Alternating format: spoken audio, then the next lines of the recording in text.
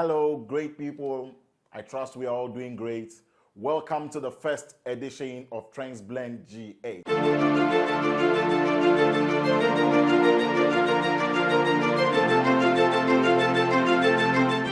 Yes, Trends Blend G8.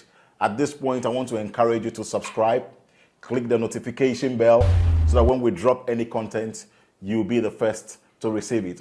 Also like and share and tell a friend to tell another friend to follow us on this channel. Yes, today we are bringing you the first news, which is government calls on retired nurses to step in amidst nationwide strike. We know that the general nurses, midwife, and co are on strike. Yes, they are on strike. And as at yesterday, it's like the meeting that was held still ended up in a deadlock. And the nurses are still insisting that they want the agreement to be met so that their condition of services will be implemented this year. Government position is that no, we are having budget constraint, and we are urging you, bear with us when we make things well. 2026, this will be implemented. Well, the nurses are also insistent that they were very much aware in the transition, while the transition was going on, that this is supposed to be met this year, and they knew that and they didn't put them into consideration. So they are insisting. Well, the issue is that who bears the brand? It is the citizens, you and I. And at this point, I personally, on this platform, want to plead with the nurses, like, let's consider this. We are not saying that the condition should not be met. Go back to the table whilst you are attending to the sick patients and co out there, so that we will not have casualties, because this is a national crisis at this point, as it stands, you know. And to get to the point where government is now calling on retired nurses out there to step in. And we also plead, if we have retired nurses out there, they should also step in, because it's becoming dire and patients are being turned away in all medical facilities, which is quite dangerous. And government, I don't know how we're going to do this, but let's try to get these people on board, because yes, the nurses, their conditions are valid. What they need are valid. You know, we have exodus of nurses out there going abroad, and you know, to curtail this, we have to make, you know, our nurses happy, so that we don't get them, you know, going out there, working abroad. And some of them, what they even do out there is not even nursing. They are into caregiving. And please, let's try to reach a middle ground. And our nurses, please, let's go back to the table. Let's go back to the table, the bargaining table. Let's bargain, because the life of our fathers, our mothers, and the children really matters. And nurses too is also your family that may also go to a facility and they'll be turned away, because as we know, nurses all around the country are not even in their hometown or where their families are.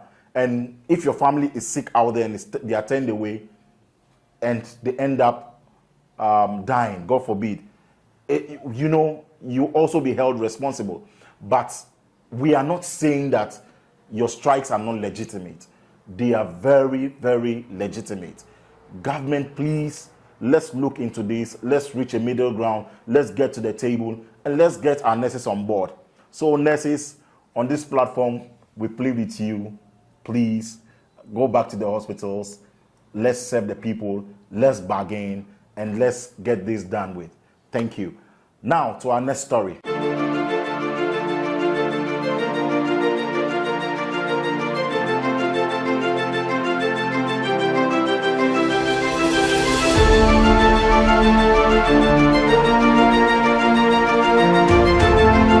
It's on Ken Ofori.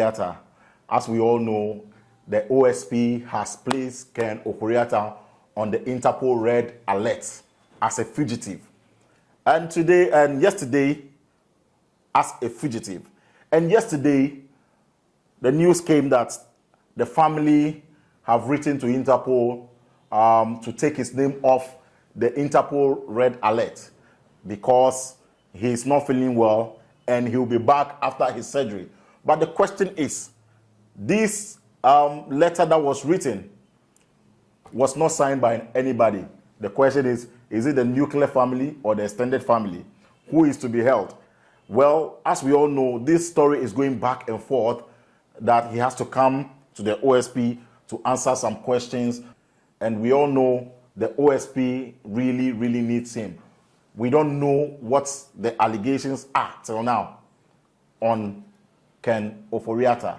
However, there's this back and forth. The family says the OSP is antagonizing Ken Ofori. It's a political witch hunt or what have you. But the question is the OSP a political person? As we all know, he was being appointed by the ex-Wal Akufo-Addo administration. After Martin Amidu left the position and Kisi Ejabin was appointed as the OSP, and the family is saying that is antagonizing him. Is there any history between them? Is anything going on between them? They also says it's a political attack. We all know, I don't know, maybe you know out there, is the OSP a politician? If there are legitimate questions to be answered, he has to come down and answer. But also, if he truly is having a health condition, if he's truly having a health condition, I think the OSP, we have to put that into consideration. He is a known figure out there.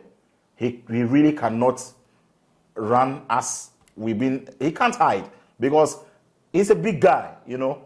Ken Ofori is a big guy. But please, if he's sick and he needs treatment, let's reach a middle ground. Let him get the treatment. Let him calm down and answer. And everybody is accountable to the state. If you serve, as we all know, NAPO is being investigated. But is there any fuss around it? If you don't have anything to hide, just come up, tell the OSP what you know. If bail have to be granted, bail will be granted. You know, just like in Wuntumi's case, bail will be granted and he will be processed for court, and they'll drag the issue out there.